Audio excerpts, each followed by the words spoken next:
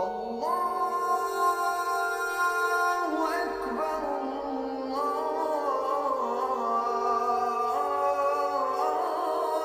الله أكبر. Welcome to Understanding Islam. My name is Chris Hewer, and I'm going to be presenting this series of programs to build up into a whole way of understanding something about Islam and the way of life of Muslims. As each of these programs is broadcast, it will be available on demand on the Ahlulbayt website, so it can be downloaded and people can catch up on earlier episodes if they've missed them. To go with each episode, there will also be an article available to be downloaded from my own website. This series begins with 12 episodes looking at the big picture of understanding Islam. Every 4 weeks, we will have a question and answer session, and you are most welcome to email in questions that I will address on this extended program every 4th week. Let's begin by a few words of introduction about the way in which I intend to build this program. First of all, I start from the principle that Islam is what Muslims say it is. Muslims themselves are the best people to understand their own religion, and so I will be trying to take you into a journey of understanding to see Islam through Muslim eyes. I am a Christian, as my name suggests, and so I am bound by certain ethical principles of my own faith and tradition. One of these is to say that we should do to other people what we would have them do to us. And so I hope to teach about Islam in a way that I would like other people to teach about my own Christian faith. I would be very annoyed if somebody was going to try to distort my faith and way of life in their teaching. And so I will try not to do that in these episodes. I also would hope that someone would seek to understand my way of life in its fullness so that they could get a proper picture and not a distorted picture.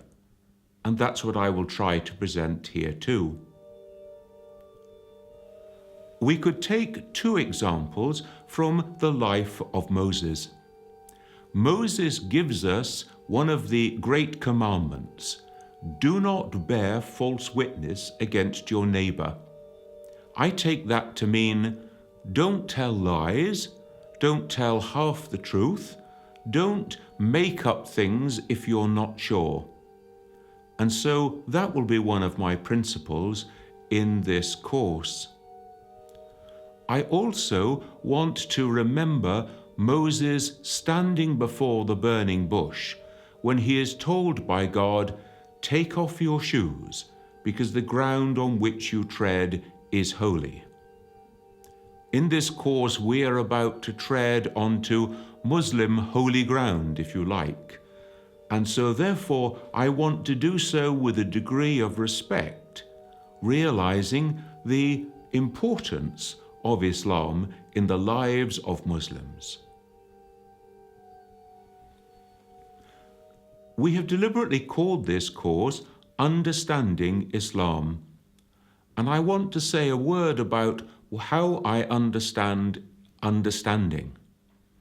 Understanding is not just in the head, not just intellectual understanding, it's also understanding in the heart. If you think about a faith or way of life, this isn't just a set of intellectual propositions or formulae, it's also about a complete way of life. It's about a human disposition, and we can't just understand that in our heads.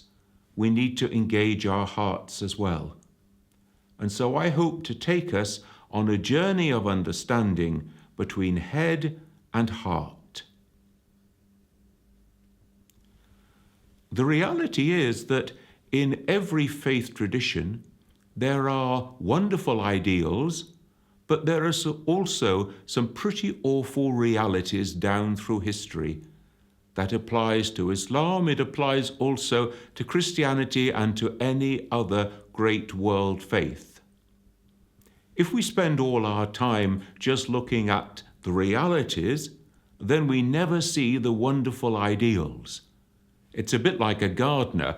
If you just go into the garden looking for weeds, you'll always find them. And you will be so obsessed with weeds that you will never see the beautiful plants.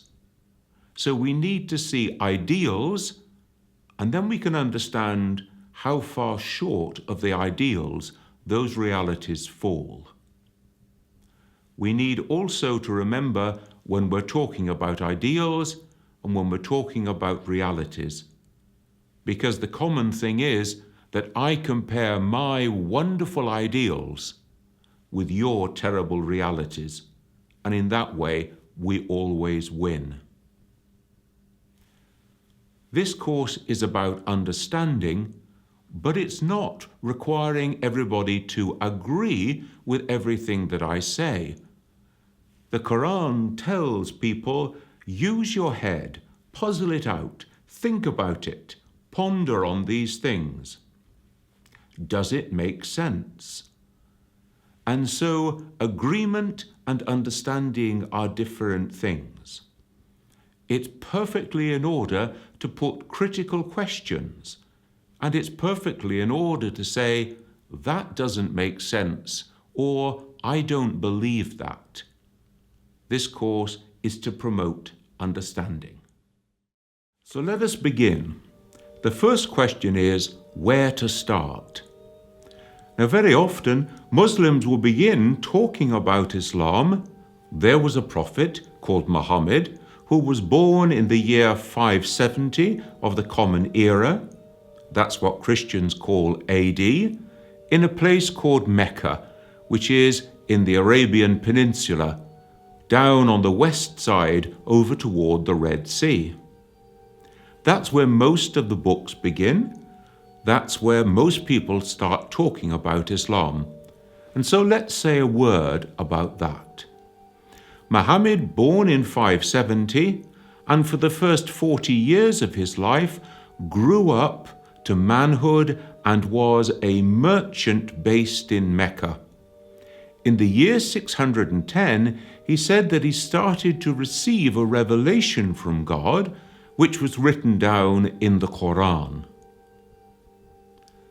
Over the next 22 years, this revelation came bit by bit in different circumstances throughout the rest of his life.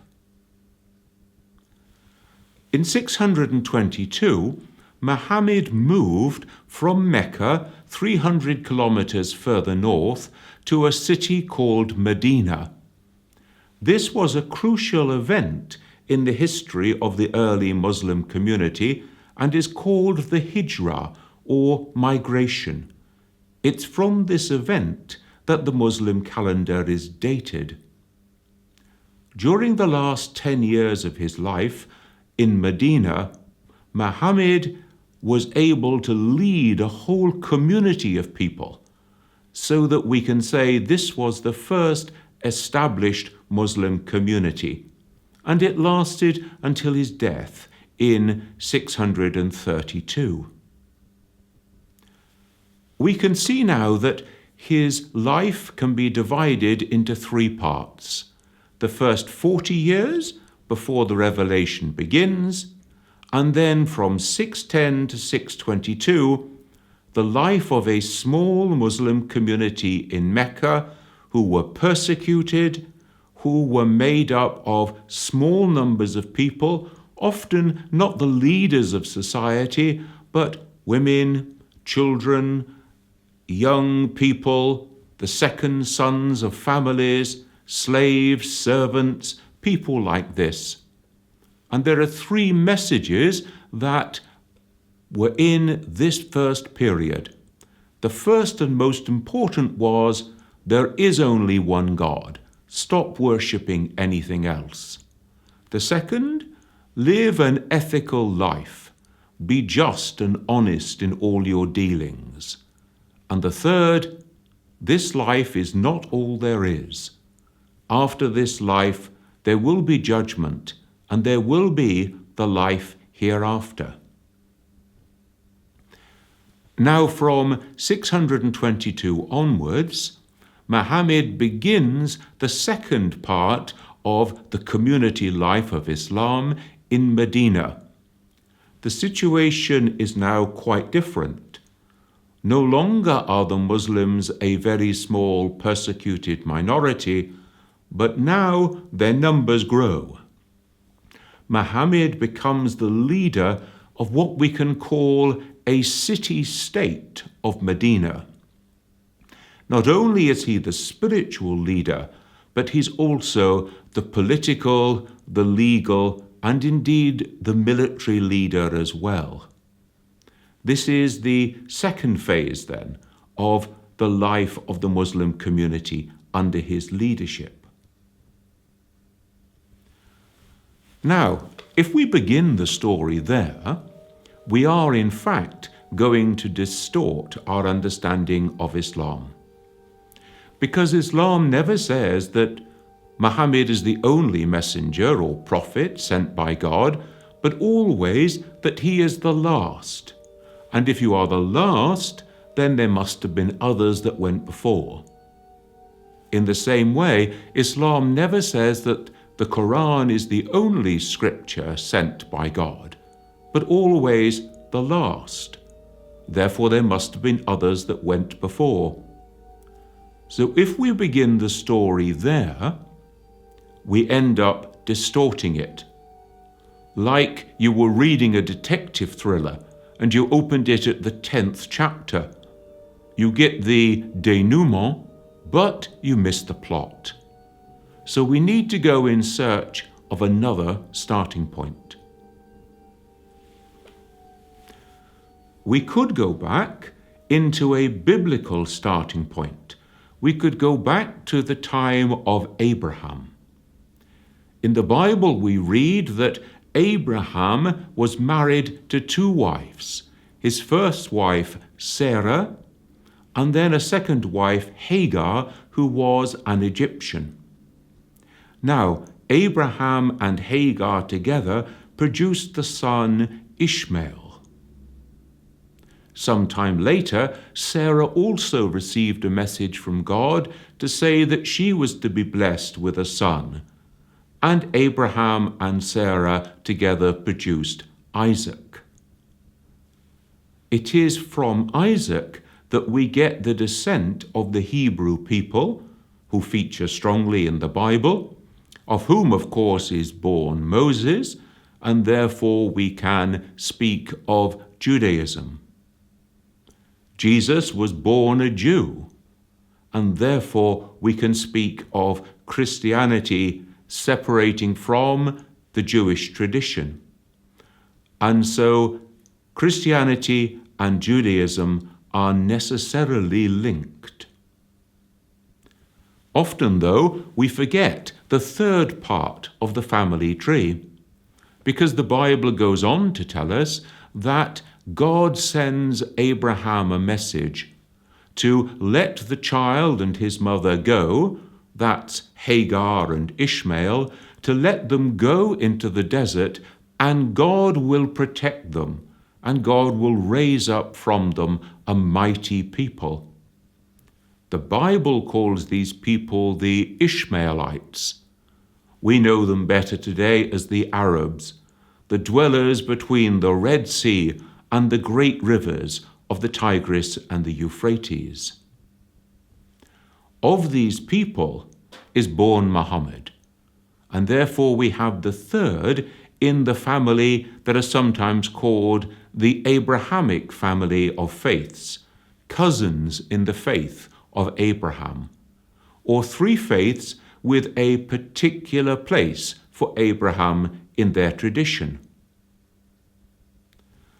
Now we can see that we have broadened out our starting point, because we have Muhammad, the last prophet sent by God, but earlier prophets, according to the Qur'an, included Abraham, Moses, Isaac, Ishmael, and Jesus. Muhammad received the last book, the Qur'an, but earlier books were sent to Jesus, Moses, and to Abraham. But there were many hundreds of other books. There were hundreds of thousands of other prophets. All that this starting point does is to tell us about one small group of the peoples of the earth, that is, the Semitic peoples of the Middle East. We need to go in search of an earlier starting point. If we go in search of a starting point, the only place that Muslims would begin that discussion is with God, because God is the only eternally existing being. In other words, God existed and there was nothing else. And that's the point where we have to begin our conversation. Now, as soon as you put a capital G on the word God, it means the one and only.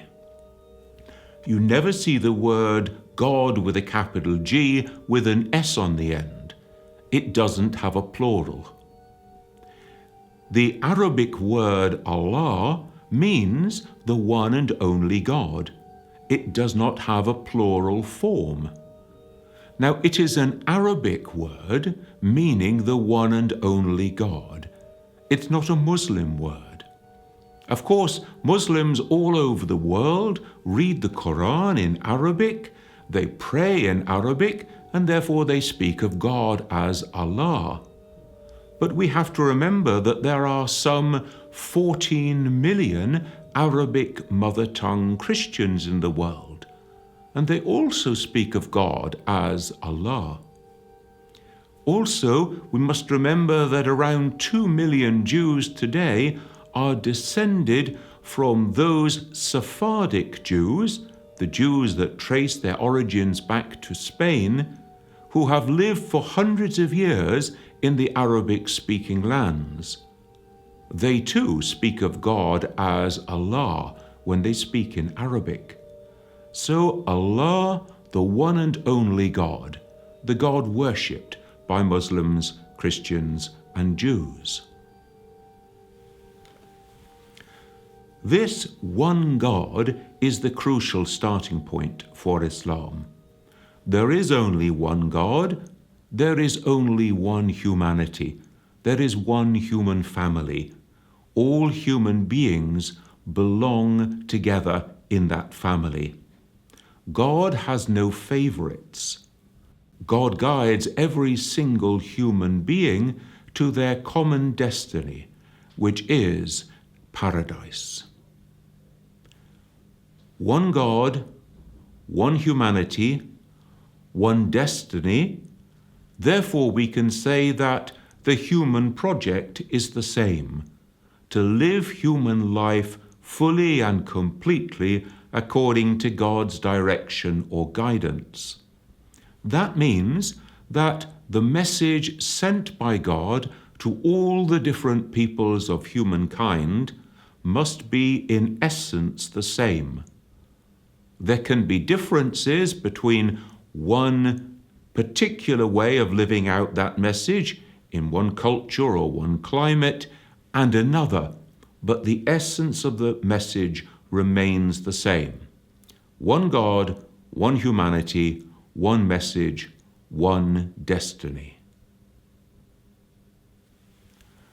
Now, this theme of the one God is crucial in understanding Islam, because Muhammad, for example, grew up in a society in which people worshipped many gods. Sometimes we say they were idol worshippers or they were polytheists. The criteria for deciding are you a Muslim or are you not Have you left behind the ways of your traditional people or not? Was this question, is there one God or is there more than one God? To affirm the existence of one God alone was an essential part of Islam. But so it was also in the time of Abraham, for example, when he broke away from the idol-worshipping ways of the people who surrounded him. Or in the time of Jesus, when the Romans had their own gods, and Jesus, following the Jewish tradition, was emphasizing there is one God alone, there is no other. And so at the heart of Islam is this message, there is one God, that one God is calling all humankind to live according to the same principles, according to the same way of life. There are not other gods. There are not lesser gods, tribal gods, family gods, nature gods, the gods of our people, the gods we've always worshipped. All that must be left behind into this radical monotheism of the one God only.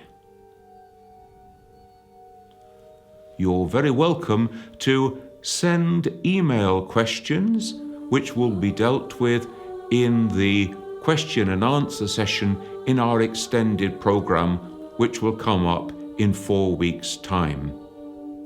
Join me for the next episode when we will be asking the question, what is Islam?